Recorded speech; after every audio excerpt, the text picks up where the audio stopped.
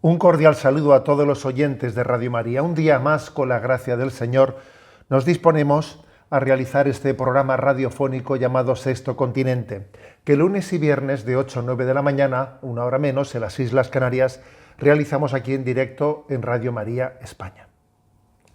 Voy a comenzar este programa haciéndome eco de una noticia de esas que ha pasado desapercibida para la inmensa mayoría, ¿no?, de la opinión pública, pero que uno, cuando descubre una perlita de estas, se da cuenta de cómo Dios tiene la última palabra y cómo al final la verdad triunfa.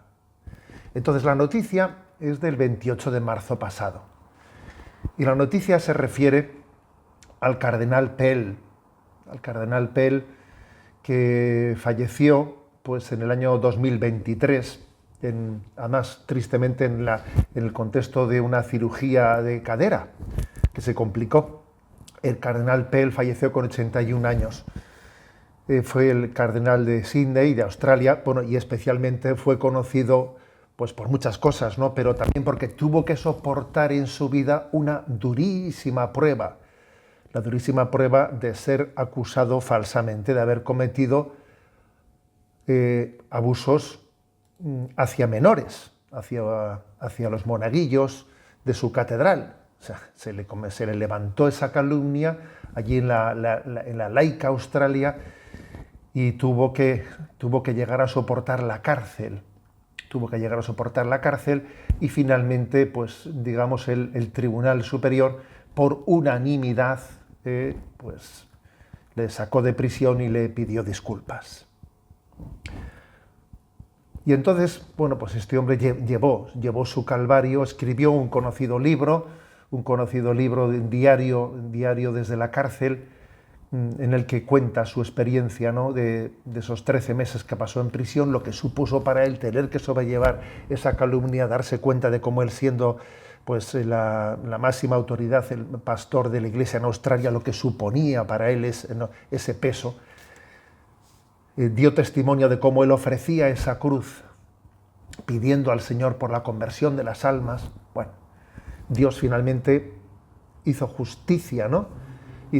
Permitió que se hiciese justicia después de una durísima prueba. Ya, pero la última palabra, fijaros, la ha tenido Dios, ¿no? Han pasado 5 años desde su fallecimiento y ahora, no, perdón, menos que 5 años, han pasado 2 años de su fallecimiento. Y ahora la noticia es que de repente, pues, una familia estaba en una situación máximamente, ¿no?, pues de prueba. Tenían un niño de 18 meses que se había caído a la piscina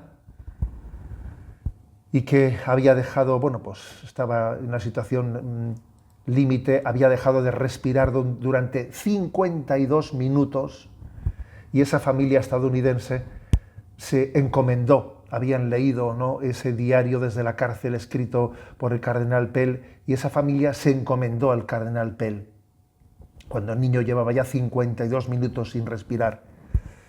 El niño sobrevivió y se le retiró el soporte vital sin sufrir ningún tipo de daños, ni en el cerebro, ni en los pulmones, ni en el corazón. Algo sorprendente después de haber estado casi 1 hora sin respirar, ¿no? Y entonces, bueno, pues esta noticia la ha hecho pública el actual arzobispo de Sydney, ¿no?, diciendo, pues nos encomendamos, ¿no?, nos encomendamos a la intercesión del cardenal Pell. Obviamente, su proceso, según las normativas de la Iglesia Católica, hay que pasar 5 años desde el fallecimiento de una persona para que se pueda abrir una apertura de la causa de beatificación. Todavía solo han pasado 2 años, ¿no? Pero es sorprendente, ¿no? Es sorprendente cómo después de esa gran prueba, ahora resulta que el diario de Australian, que fue uno de los diarios que más participó también en hacerse eco de todas las calumnias contra él, ¿no?, pues ahora resulta que ese diario da noticia de cómo pues resulta que este hombre ha sido invocado por una familia para que Dios tenga misericordia de ellos en el momento en que su niño de 18 meses se iba se iba, pues porque estaba prácticamente ahogado, ¿no?, en esa parada cardiorrespiratoria. En resumen, la última palabra la tiene Dios. La verdad triunfa siempre.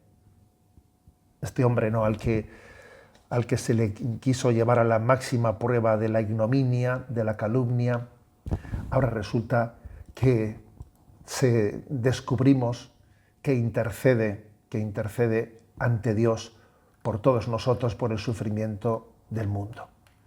Bueno, pues esta es la historia. La verdad triunfa. La última palabra la tiene Dios. Tenemos esperanza. Sexto Continente es un programa que tiene interacción con los que sois usuarios de redes sociales, en Instagram y en Twitter a través de la cuenta @obispomunilla, para los que sois usuarios de Facebook a través de la página que lleva mi nombre personal, de José Ignacio Munilla.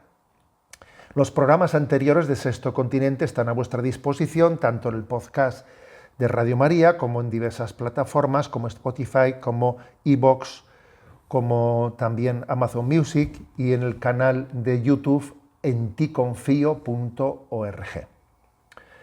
Bueno, vamos adelante en la andadura de este programa. Y voy a abordar una cuestión que ciertamente ha metido mucho ruido la semana pasada. Me refiero al tema de la polémica generada en torno al Valle de los Caídos, en torno a la reasignación hecha pública por el gobierno. Sabemos que ha habido una gran polémica en redes sociales, pero no solo en redes sociales. Los obispos hemos estado reunidos esta semana en plenaria de la Conferencia Episcopal y también hemos sido testigos de esa tensión tan grande que se estaba viviendo. Entonces voy a hacer un relato de esta situación. Ya sabíamos que el gobierno persigue la transformación o la reasignación del Valle de los Caídos, ¿no? Máxime desde la promulgación de la Ley de Memoria Histórica del año 2007 y de la Ley de Memoria Democrática del año 2022, ¿no? Leyes que, por supuesto, son cuestionables, ¿no? Algunos las conocen, esto de la Ley de Memoria Histórica, algunos las conocen, las suelen designar de forma irónica como Ley de Amnesia Selectiva, pero bueno, lo cierto es que la Iglesia ha sido cautelosa y crítica ante esas leyes por la sospecha de que responden a un revanchismo que va en dirección contraria a la reconciliación, porque más allá de las legítimas aspiraciones de las familias, del uno y otro bando de la guerra civil en España, aspiraciones a recuperar los cuerpos de sus difuntos, existe el riesgo de reabrir heridas y sembrar el odio en los corazones, ¿no?, en una dirección contraria a la de la reconciliación, dando pasos atrás en la reconciliación que se había vivido en la transición española, que no fue perfecta, ni mucho menos, pero bueno, que se dieron pasos hacia la reconciliación. Bueno, entonces, ahí están esas leyes de memoria histórica, de ley de memoria democrática, que por mucho que la Iglesia haya sido crítica y cautelosa hacia ellas, ahí están. Y obviamente la Iglesia tiene la obligación de acatar esas leyes, lo cual no quiere decir que lo haga de una manera pasiva y acrítica. No, de hecho la Iglesia suele acatar cada caso concreto, ¿no?, de esa implementación de esa ley de memoria democrática, que si se le pide quitar una placa o no la placa, pues en cada caso la Iglesia torea como puede cada caso. Pero bueno, en este caso era público que estaban abiertas negociaciones con el tema de la reasignación del Valle de los Caídos. Y también era público que el presidente de gobierno había acudido al Vaticano pidiendo ayuda, pidiendo respaldo, ¿no?, para la reasignación del conjunto monumental del Valle de los Caídos. Porque claro, el problema está que dentro de ese conjunto monumental, que es propiedad, ¿no?, del Estado, hay pues partes de él importantes que están consagradas al culto. Entonces, el presidente de gobierno había acudido a la Santa Sede porque obviamente no estaba contento como iban las cosas, ¿no? Pues bien, este es el contexto. Y la semana pasada como digo, celebrábamos la plenaria de la Conferencia Episcopal. Pues este es el motivo por el que la semana pasada no tuvimos este programa de Sexto Continente, ¿no? Y entonces, unos días antes de que se celebrase la plenaria, el gobierno filtra a sus terminales mediáticas, pues, cómo van las negociaciones, ¿no? O sea, filtra determinados datos, obviamente subrayando más unas cosas que las otras. Bueno, no es la primera vez que hacen ese tipo de cosas, de filtrar algo, y además en vísperas de la plenaria de la Conferencia Episcopal, no es la primera vez que lo hacen. Son unos maestros de las manipulaciones mediáticas, son unos maestros, ¿no? Porque muchas veces aquí, más que la búsqueda de la verdad, es la búsqueda de qué relato se va a hacer, ¿eh? Más que la lucha por la verdad y la justicia, es la lucha por el relato, que las cosas se cuenten de una manera en la que yo salga campeón, ¿eh? Entonces, bueno, son unos maestros en eso. Lo llamativo en este caso es que las manipulaciones hayan tenido como destinatarios no tanto a sus afines, sino a los sectores que son abiertamente críticos contra ellos, ¿no? Son unas filtraciones que han pretendido, en primer lugar, distraer la opinión pública. Distraer la opinión pública agitando el anticlericalismo, porque desgraciadamente esto en España vende. El gobierno está en una situación de máxima fragilidad, está acorralado por sus escándalos internos, está sentado ante los tribunales en muchas materias. Y entonces, claro, pues está soportando un momento muy difícil y recurre a buscar algunos espantajos que distraigan la atención. Y sin duda, aquí estamos en una maniobra. Muchas veces se utiliza la Iglesia para intentar distraer la atención en los temas en los que estamos acorralados. Eso es en primer lugar. En segundo lugar, estas filtraciones, ¿qué es lo que buscan? Pues intentar convertir sus derrotas en triunfos, ¿eh? Intentar convertir sus incapacidades de llevar adelante lo que habían prometido, lo que habían dicho que iban a hacer, pues intentar presentarlo como si esto es un triunfo de ellos, ¿no? Ellos habían exigido a la Iglesia desacralizar la Basílica del Valle, habían exigido que los monjes saliesen fuera de allí, y habían exigido la eliminación de signos religiosos, diciendo que España es un país laico, separación de Iglesia y Estado, etcétera, etcétera, y habían exigido todo eso, ¿no?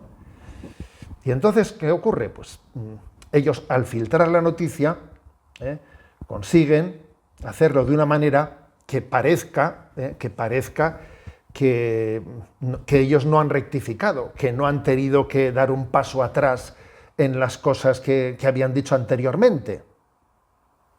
A ver, para que quede claro esto que estoy diciendo, para que quede claro que esto es así, voy a subrayar cómo a lo largo de esta semana, aunque el ruido mediático no ha ido por ahí, porque claro, ellos han sido unos campeones de hacer esa filtración para que el ruido mediático vaya en otra dirección, pero ha habido medios, ¿no? Medios como, por ejemplo, El País y medios como La Sexta, en los que algunos comentaristas han puesto encima de... han puesto a consideración de los oyentes, vamos a ver, pero si es que el gobierno había dicho que iba a desacralizar la basílica, que iban a salir los monjes fuera, que se iban a eliminar los signos religiosos.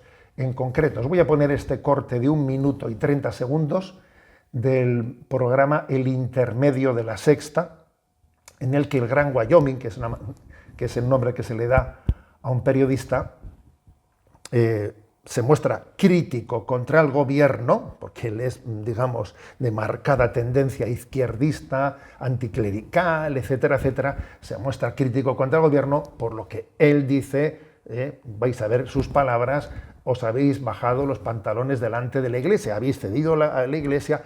Vamos a escuchar este corte, que creo que obviamente pues, dice mucho de la verdad, de lo acontecido. Vamos a escucharlo.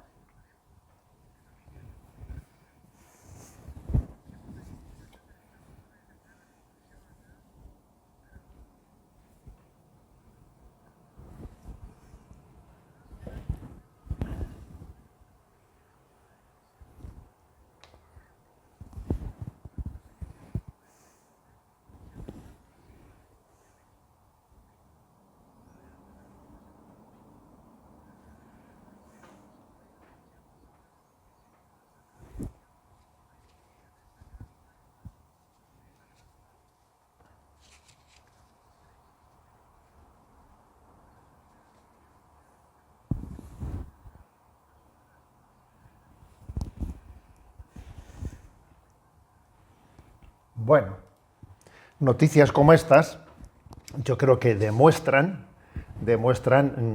pues el hecho de que en realidad esa pretensión, esa imagen que se da de que la Iglesia ha sido cobarde, de que la Iglesia ha cedido en todo, que la Iglesia en esa negociación no está en su sitio, no ha defendido pues el honor de los lugares sagrados, son falsas. Creo que no se puede poner un ejemplo más práctico que este, del que un medio anticlerical, etcétera, pues se queja, ¿no?, amargamente, irónicamente ante el gobierno, diciendo, pero a ver, ¿qué habéis hecho?, ¿no? Bueno, a ver, esto es un dato fáctico, Entonces decía que las filtraciones han pretendido tres cosas. Primero, distraer la opinión pública, pues que lo han conseguido durante unos cuantos días. Segundo, han convertido su cambio de exigencia completa, pues como si fuese un triunfo de ellos. Oiga, vamos a ver, ustedes antes habían dicho que basílica desacralizada, monjes fuera, se eliminan los signos, incluso desde algunos medios como la cadena SER, etcétera, algunos periodistas habían pedido volar la cruz del Valle de los Caídos. Bueno, pues muy bien, resulta que queda claro que los signos religiosos se respetan todos, que el monasterio permanece y que la basílica no es sacralizada. Bueno, pero es que claro, hay otra finalidad importante en estas filtraciones, que es una tercera finalidad, que sí que la han conseguido también, es dividir a los católicos. Porque obviamente esta es una tercera finalidad de estas filtraciones que han hecho. Pues porque han dividido a los católicos de forma que algunos han puesto como su objetivo a la Conferencia Episcopal Española o a la Santa Sede, al secretario de Estado. En vez de manifestarse ante la Moncloa, van y se manifiestan ante la Iglesia, ¿no? O sea, y esto ha sido un triunfo de esas filtraciones que han realizado. Fijaros, para entender esto, permitidme un breve paréntesis, pero que creo que es muy elocuente, porque es que esta historia se repite, esto ya comienza a ser un clásico, de esta manera de actuar por parte del gobierno. Me voy a referir a lo que precisamente este periodista del Wyoming, en ese programa del intermedio de La Sexta, refiere así como de pasada, que con las inmatriculaciones hicisteis lo mismo, dijisteis, y luego no hicisteis más que finalmente ceder a la Iglesia. Claro, no tuvieron más remedio. A ver, ¿qué pasó con eso de las inmatriculaciones? Porque ha ocurrido exactamente igual que ahora, Bueno, pues aconteció en enero del 2022, bueno, previamente hay que decir que el Partido Socialista en su programa electoral había incluido la intención de recuperar los bienes inmatriculados por la Iglesia. Habían dicho que había que recuperar los bienes inmatriculados, casi como si es que resulta que esos bienes la Iglesia los hubiese robado, que sencillamente la Iglesia inmatriculó pues muchos de sus bienes, que claro, que como los bienes eclesiásticos eran más antiguos que los registros civiles estaban sin inmatricular. Bueno, entonces, aprovechando, ¿no?, pues una posibilidad, una facilitación de la forma de hacerlo con el gobierno de Aznar, pues la Iglesia los inmatriculó. Entonces, el gobierno socialista y también los partidos comunistas venden pues la noticia de que la Iglesia ha robado al inmatricular en los registros civiles esas propiedades, ¿no? Y pusieron como dentro de sus programas electorales: conseguiremos que la Iglesia devuelva lo robado. Bueno, llega el momento en el que don Pedro Sánchez está en el gobierno, tenía eso en su programa electoral, tenía que abordarlo, pero claro, cuando te encuentras con la legalidad, claro, no tienes dónde rascar. Se dan cuenta, después de abrir la investigación, que no hay ninguna incorrección, y entonces no tienen más remedio que cerrar el tema. Pero una vez más son unos maestros de la manipulación, de las filtraciones, y entonces en el momento de dar la noticia de que el tema de las inmatriculaciones no había ninguna irregularidad y no hay nada que devolver, sacan el titular. El titular fue: la Iglesia abierta a regularizar 1 millar de bienes inmatriculados. Y lo hicieron exactamente igual que ahora, mandando unas filtraciones al diario El País. La Iglesia abierta a regularizar 1 millar de bienes inmatriculados.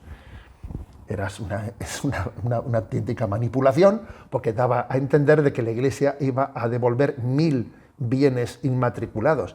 Sencillamente la investigación se había detectado pues que había determinados errores registrales, que si por ejemplo una propiedad estaba registrada 2 veces en vez de una, que si otra tenía imprecisiones, que si tal. Esto no era más que cuestiones de efectos de forma, ¿no?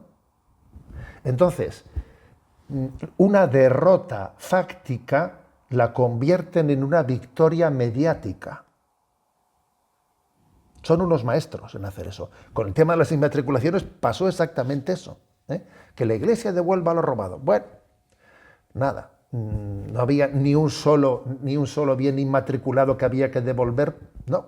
Pero, sin embargo, sacan un titular, la Iglesia abierta a regularizar 1 millar de bienes inmatriculados. Oiga, eso no tiene nada que ver. Usted ha aprovechado que en ese estudio, en el que se ha comprobado que no hay ni un bien indebidamente matriculado, se ha aprovechado que había un defecto aquí, que estaba esto apuntado 2 veces, cuestiones de regularización, para decir que como si tuviésemos que vender algo. Vamos, unos maestros de la manipulación. Como han intentado de nuevo, no sin cierto éxito, de nuevo con estas filtraciones. Bien, vamos al tema. El conjunto de lo que llamamos, ¿no?, el conjunto monumental del Valle de los Caídos es de propiedad estatal, no es eclesial. A ver, esto es importantísimo, partir de ello para entender las cosas. Si fuese propiedad eclesial, obviamente estaríamos en otro escenario.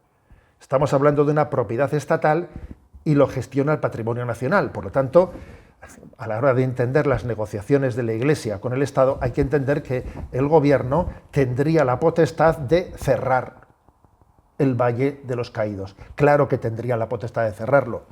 De hecho, en determinados momentos lo ha cerrado y ha estado bastantes días cerrado por decisión unilateral de ellos. El gobierno podría cerrarlo definitivamente.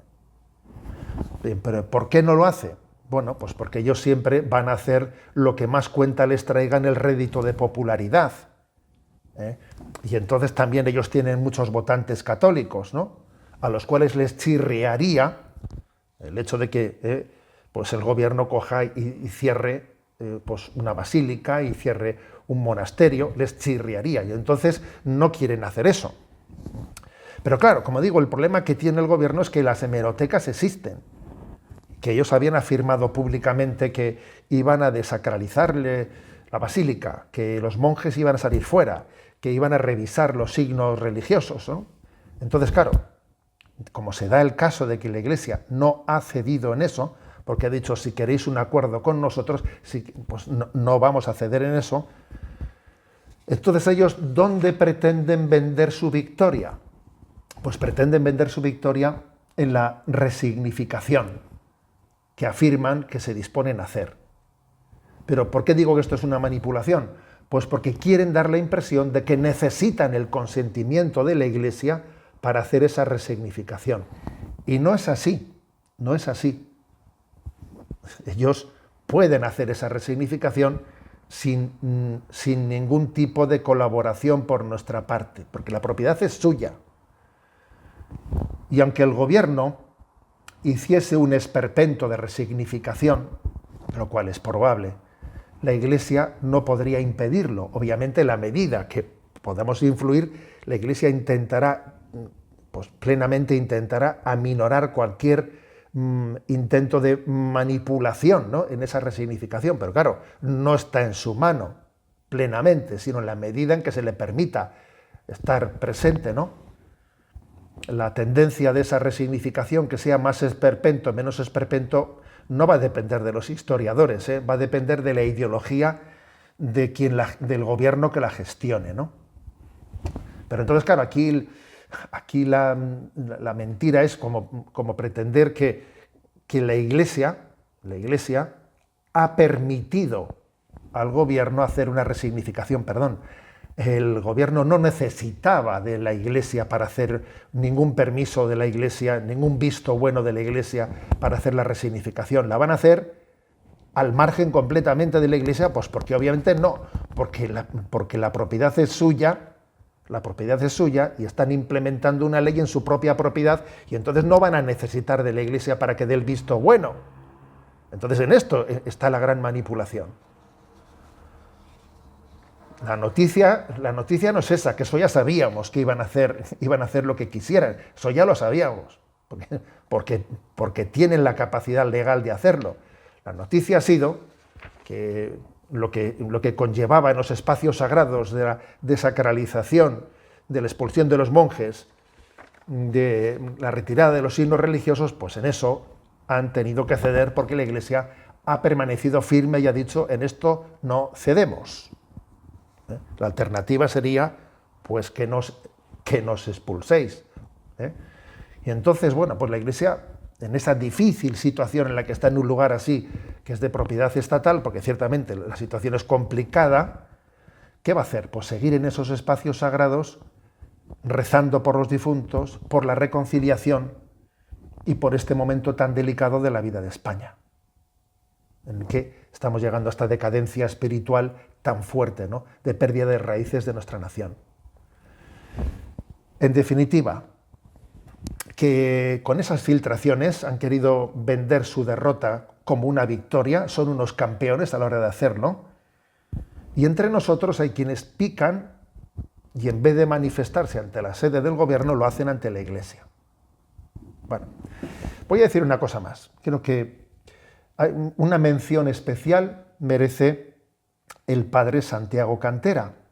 El padre Santiago Cantera, que es quien había sido prior hasta hace poco en el Valle de los Caídos. En medio de la negociación en la que los monjes se solicitaba que fuesen expulsados, el gobierno pedía su cabeza, y él ha dado un paso a un lado voluntariamente, de forma temporal, repito, en medio de esa negociación en la que se pedía que los monjes fuesen expulsados. Yo no tengo información privilegiada y desconozco los detalles menores de si ese dar un paso a un lado ha salido de él, si se le ha sugerido en medio de esa negociación y de lo que supone una negociación tan dura como esa, pero no me cabe la menor duda de que haya brotado como haya brotado.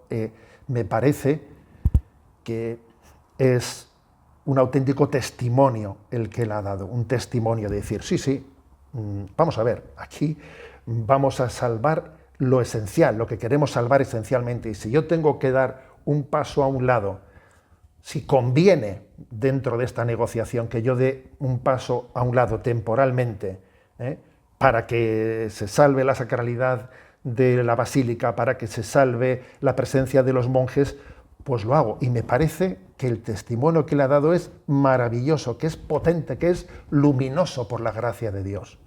He visto por ahí un titular, no he leído el artículo, pero un titular lo he visto, creo que estaba en Infocatólica, y el titular era: el padre Santiago Cantera el hombre que ha vencido a Pedro Sánchez. Bueno, la verdad, yo voy a dar otro titular un poco menos, si queréis, polémico, pero creo que es un titular potente, que como yo expresaría, ¿no?, lo que ha hecho el padre Santiago Cantera. El padre Santiago Cantera es el hombre que ha dado a España la lección moral que necesitaba. Eso es lo que pienso, ¿eh? Porque mientras el mal de España consiste en supeditarlo todo, con tal de aferrarse al poder, este es el mal de España, bueno, pues lo hemos visto, ¿no? Todo es negociable, ¿eh? Amnistiar a delincuentes a cambio de que sus votos nos permitan seguir gobernando. Negociar el futuro de España en el extranjero con un delincuente huido de la justicia. Poner España en venta para que nos sigan apoyando. Comprometer el Estado de Derecho, la separación de poderes.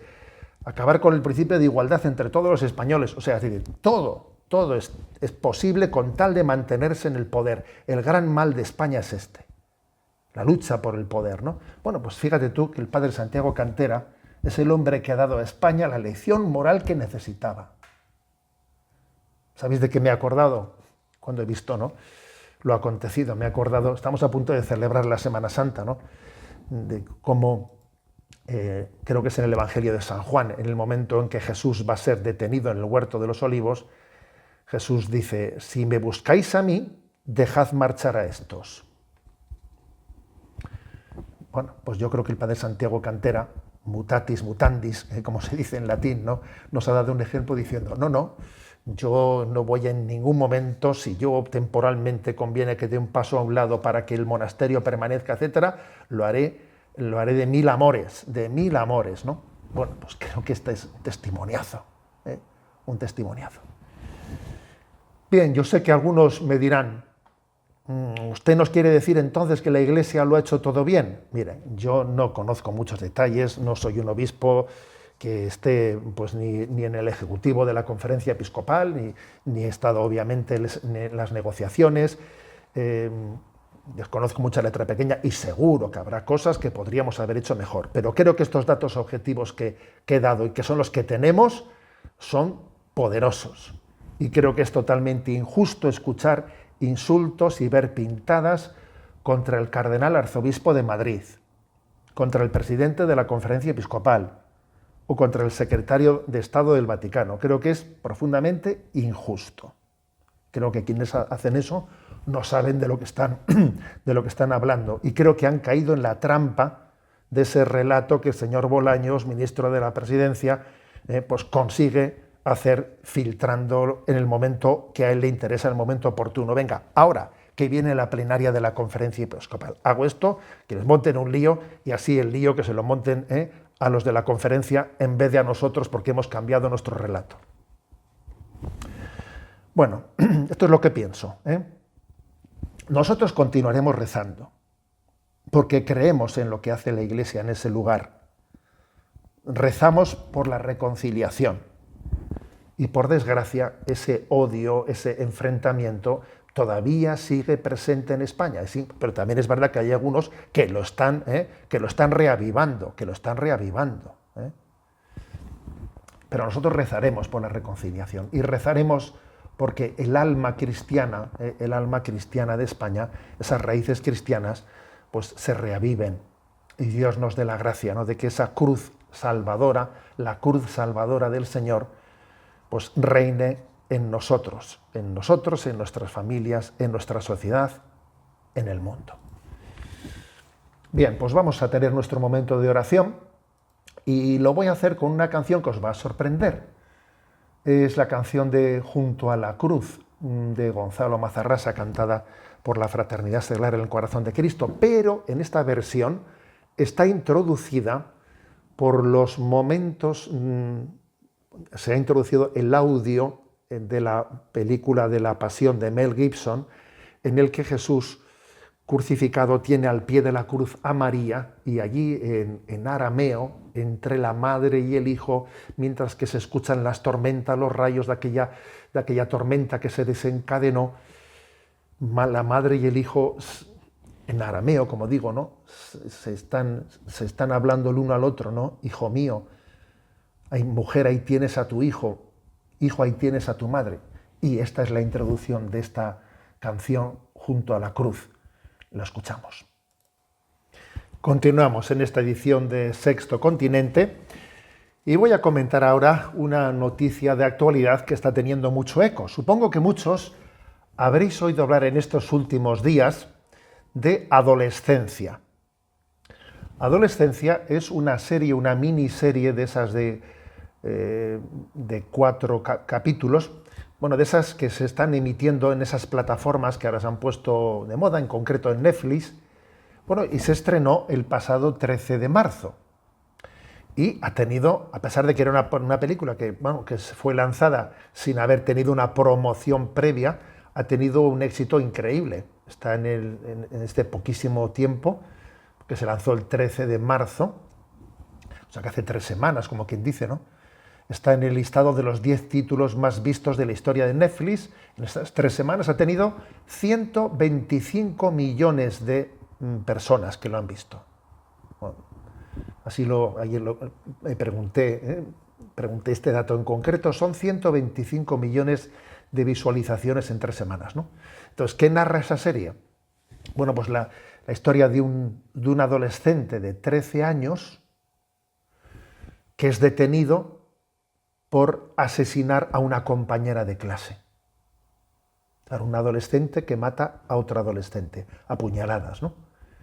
Está filmada el año pasado, entre julio y octubre, en Inglaterra, y toda la película se desarrolla pues, en ese drama de la detención, de la comisaría, de la atención psicológica, cómo a un menor se le puede acompañar o preparar ante un juicio, el colegio, la familia, el impacto que esto tiene en la familia. Tiene una hermana de unos años más que él. Bueno, entonces, es curioso porque esta película ha sido rodada en un entorno social políticamente correcto. Se ve en la película pues, que tiene, pues eso, ¿no? Que si algunos profesores tienen colgantes LGTB, que si hay murales de la cultura woke allí en el colegio. O sea, es una película cuyo entorno cultural es de lo políticamente correcto.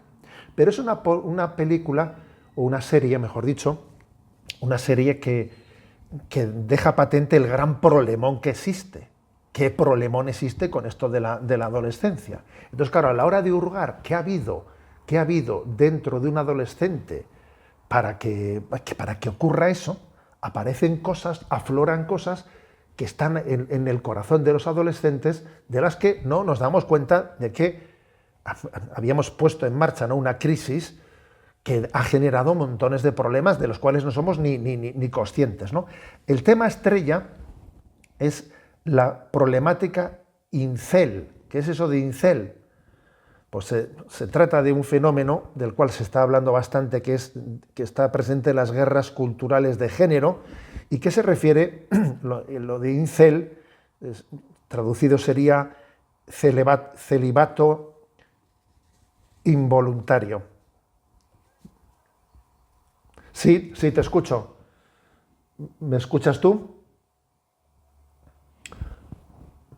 Vamos a ver. ¿Me oyes tú?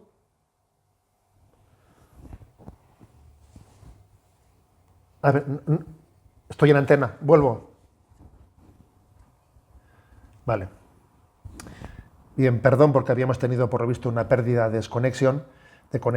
Estaba diciendo que lo que esta miniserie pues nos aporta es hasta dónde están llegando las crisis identitarias, las crisis antropológicas en el corazón de los adolescentes.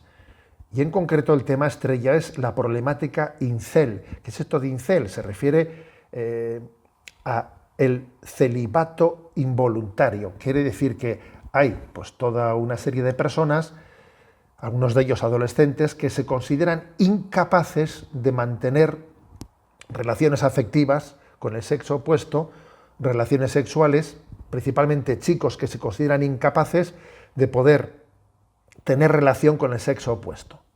Entonces, en esta miniserie se abre un concepto como este de incel, se habla también de la regla 80-80-20. ¿Qué es esto de la regla 80-20? Pues que el 80% de las chicas quieren tener relación con el 20% de los chicos. O sea, quiere decir que hay una parte muy grande, ¿no?, de los chicos que no entran en ese juego porque resulta que no tienen la imagen que tienen que tener, están como culturalmente relegados y entonces se quedan fuera del reparto, ¿no? El 80-20 es el 80% de las chicas pretenden estar con un 20% de los chicos porque responden a un estereotipo y los desmanes están fuera del estereotipo y se quedan fuera. Entonces, hay conceptos en esta miniserie que nos sorprenden. Eso de incel, eso de la regla 80-20, eso de la manosfera. ¿Qué es la manosfera? Pues que todos esos chicos que están fuera de esa capacidad de poder tener relación con chicas, pues en el mundo de Internet, en el mundo de las redes, forman una manosfera, que es el lugar en el que se quejan y protestan y vienen a decir que es una desgracia lo que está ocurriendo con esa imposición de feminismo que les impide a ellos tener relaciones normalizadas con chicas, ¿no? Eso se llama la manosfera, es como ese hálito, podríamos decir, ese espectro en el que entre los jóvenes incel se encuentran y se desahogan entre ellos. ¿Qué hay de cierto en todo esto de los incel? Pues a ver, sí que este es un tema serio, porque de hecho hay datos estadísticos para poder afirmar a nivel mundial que las relaciones sexuales están disminuyendo en las nuevas generaciones. Sí, esto es sorprendente, ¿verdad? Sí, esto es un dato que además en las encuestas hechas tanto en Japón como en Estados Unidos como en Europa los datos confluyen. Están disminuyendo las relaciones sexuales entre las nuevas generaciones. Pero por desgracia no porque aumente la pureza, sino porque la tecnología y las redes sociales sustituyen a veces a eso. Hay la pornografía, en gran medida, la pornografía está haciendo que muchas personas vivan su sexualidad en la pornografía.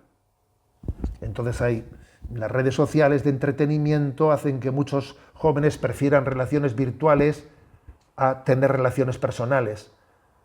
Incluso algunos estudios sugieren que el tiempo dedicado a las pantallas reduce el tiempo de las relaciones personales, ¿no? Entonces, es un hecho que las relaciones sexuales disminuyen en las nuevas generaciones.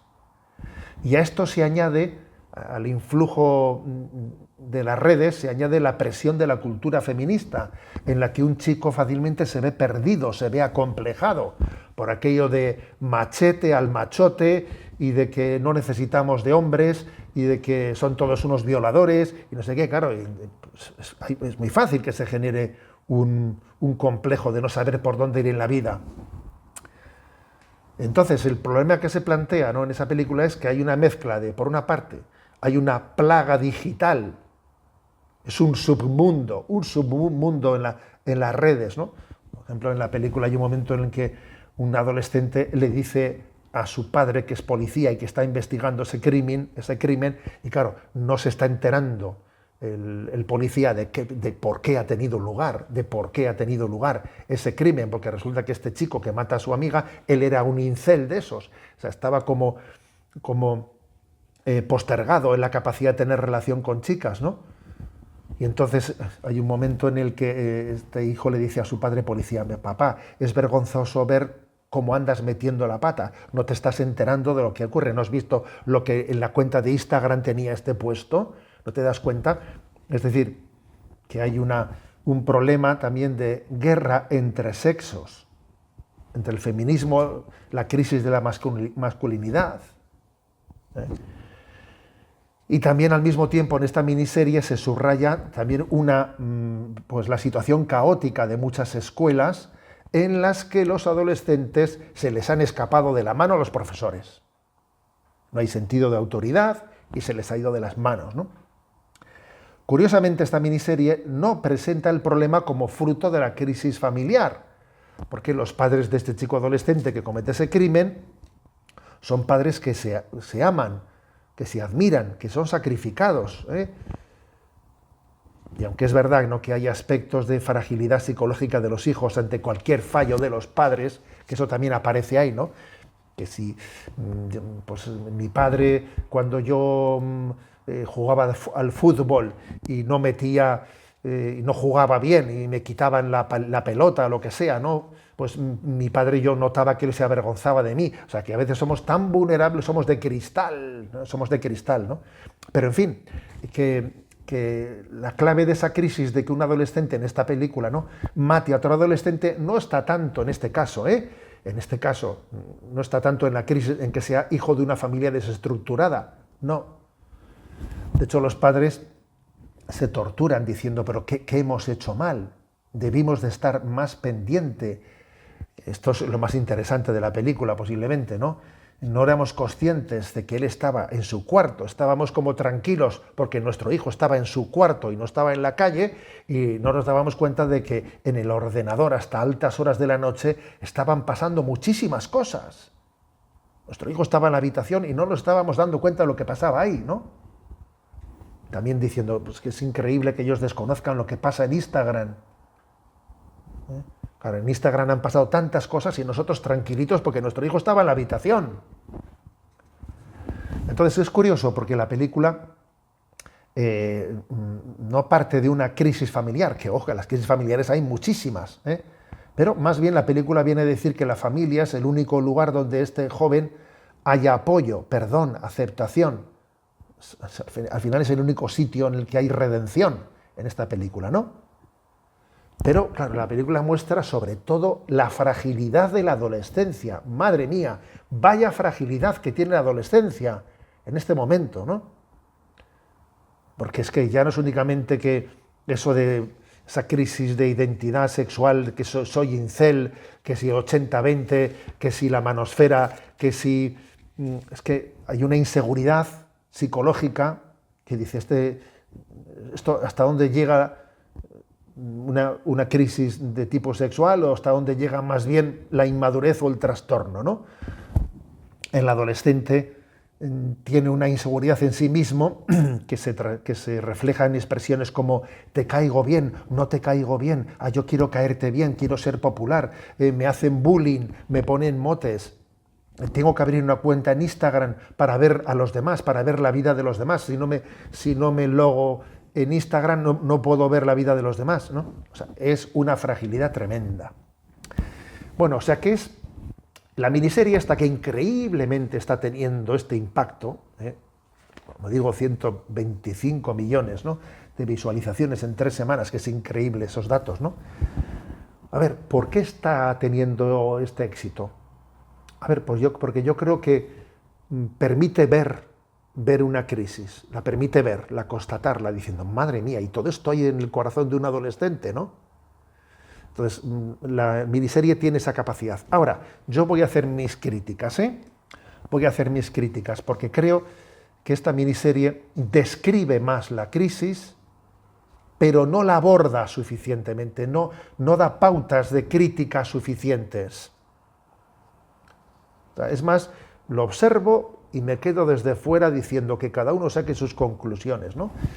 Mis 2 grandes críticas son, en primer lugar, que no se aborda la crisis del sentido. Hay una crisis del sentido de la vida. Tú no puedes responder a esta crisis de los adolescentes si no te preguntas por el sentido de la vida, por el sentido vocacional, ¿para quién soy? ¿He sido creado por quién? ¿Para qué?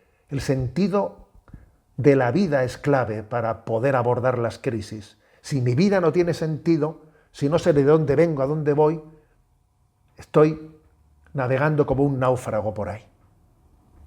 Entonces, es curioso que el tema de la crisis del sentido de la vida está ausente. No hay ninguna referencia religiosa, por supuesto, únicamente al multiculturalismo británico, pero no tendrá que ver mucho en esto la pérdida de nuestras raíces espirituales. Y de eso no se dice ni pío, ni se insinúa. Cuando uno deja de tener ideales, entonces no sabe dónde poner su corazón. Mendiga afectividades cuando uno no ha descubierto el amor. Mi primera crítica es que no se aborda la crisis del sentido, ¿no? Y segundo lugar, como he dicho, se describe la crisis, pero no se discierne, no se hace un juicio moral. Yo no digo que haya que ser moralista, pero hay que hacer un juicio moral. Hay que hacer un juicio moral, ¿no? Por lo visto, el primer ministro británico, cuando vio la miniserie, le impactó tanto que dijo que quería que esto se proyectase en todos los colegios, ¿no? En todos los institutos británicos. Y Netflix ha respondido ofreciendo la serie para los colegios, ¿no? En Inglaterra, ya, pero yo, con todos los respetos del primer ministro británico, con todos mis respetos, creo que esta serie no vale con proyectarla, que es clave el que alguien, junto a un adolescente, le ayude a hacer a poner la letra de esto. Esto como mucho es la música, ya, pero hay que ponerle letra a esta música. Y la letra de esta música es tener una capacidad crítica de por qué ha pasado esto, señores. ¿De dónde viene esto? ¿Cómo ha pasado esto? O sea, esto es una música sin letra, esta miniserie. De manera que si uno únicamente escucha la música sin la letra, a mí no me queda muy claro que si un adolescente ve esta serie, le va a ayudar a romper con la tendencia incel y 80-20 y la manosfera, o si todavía casi le va a llevar a refugiarse más en ella, ¿no? No me queda claro. La clave, pues, es que esta música necesita una letra, una interpretación crítica clave, ¿no? Para dar sentido a cuál es el origen de esta crisis que en la adolescencia es tan fuerte. Bien, tenemos el tiempo cumplido. Me despido con la bendición de Dios Todopoderoso, Padre, Hijo y Espíritu Santo, descienda sobre vosotros. Alabado sea Jesucristo.